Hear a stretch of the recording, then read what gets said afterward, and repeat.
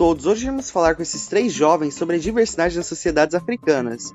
O primeiro tema que abordaremos será o novo olhar sobre a África após o domínio europeu.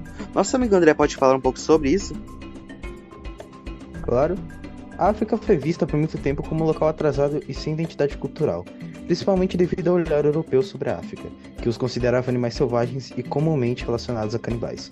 Porém, após a independência dos africanos, se tornou necessário uma nova visão sobre o continente, com 30 milhões de quilômetros quadrados, 1,2 bilhões de habitantes e com mais de 50 países atualmente. A África ela pode ser dividida em 2 regiões, a África do Norte e a África subsaariana. Muito interessante, fantástico.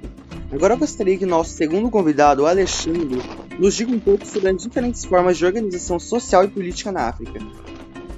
Ao contrário da narrativa europeia, a África possui diversos governantes envolvidos, destacando-se o egípcio, com seu complexo sistema linguístico, porém não só o Egito que surpreende, pois haviam várias diversas cidades-estado e aldeias que comercializavam entre si. Como resultado dessas organizações, naturalmente começaram a surgir reinos a partir da união de diversos territórios. Como foi dito anteriormente por nosso convidado Alexandre, a África possui diversos estados. A partir disso, eu vou dar uma opinião sobre isso. Destacamos os reinos africanos a partir do século IV, como o Reino de Gana, Império de Mali, Hausalândia, os reinos de cidades-estado de Yorubás, o Reino do Congo, o Reino do Enidongo, o Reino do Monomotapa, o Império da Etiópia e o Reino Zulu.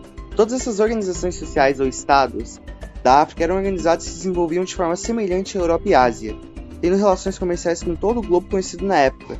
As riquezas dessas regiões são diversas e abundantes. Por esse motivo, a África foi dividida, invadida, escravizada e explorada pelos europeus durante séculos, sob a prerrogativa que os europeus eram um povo branco e superior ao contrário dos povos da África.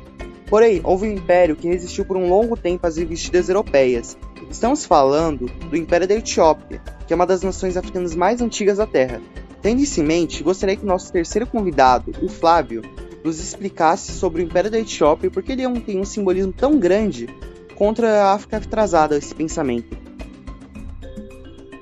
A Etiópia era uma sociedade complexa e diversificada antes de ser colonizada.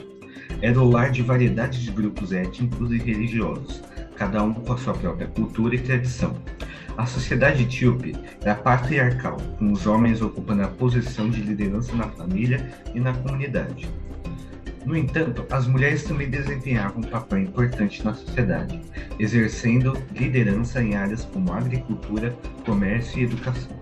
A Etiópia foi o único país africano que não foi colonizado pelos europeus. Isso se deve, em parte, à sua localização geográfica, que a isolou de outras potências coloniais.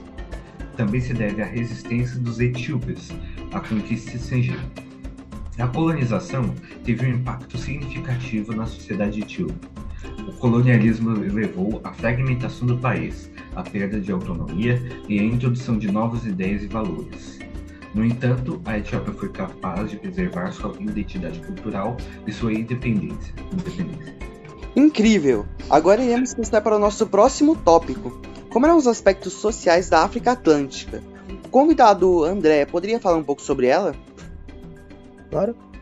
A África Atlântica ela pode ser dividida em África Ocidental, África Centro-Ocidental, África Austral. Essa região foi de onde partiram inúmeros povos africanos, escravizados em direção às Américas. Esses povos, de modo geral, valorizavam muito a descendência, ou seja, se importavam muito com a fertilidade e o número de seus descendentes. Por esse motivo, a poligamia era bastante comum. Além disso, a hierarquia começava de cima, a partir dos idosos que eram mais próximos da morte, que deveriam ser respeitados, por isso na visão da África Atlântica. E outra característica marcante é a importância da agricultura nessa região. A escravidão nessa área era doméstica, ao contrário da europeia e do Oriente Médio. Porém, após a dominação europeia, a escravidão se módicos a que conhecemos hoje. Interessante!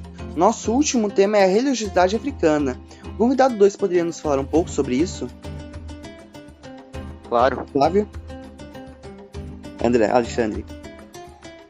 A religiosidade africana é caracterizada em forças da natureza, figuras sobrenaturais, possessões divinas, destacando-se os Yorubas, por sua influência religiosa detalhista, além das religiões europeias e asiáticas que influenciaram diversas regiões. Devemos respeitar toda e qualquer crença e sempre nos lembrarmos de respeitar o próximo como gostaríamos de ser respeitados. Fascinante, convidado Alexandre. Estamos todos aprendendo muito com todos esses temas, mas nosso tempo está chegando ao fim.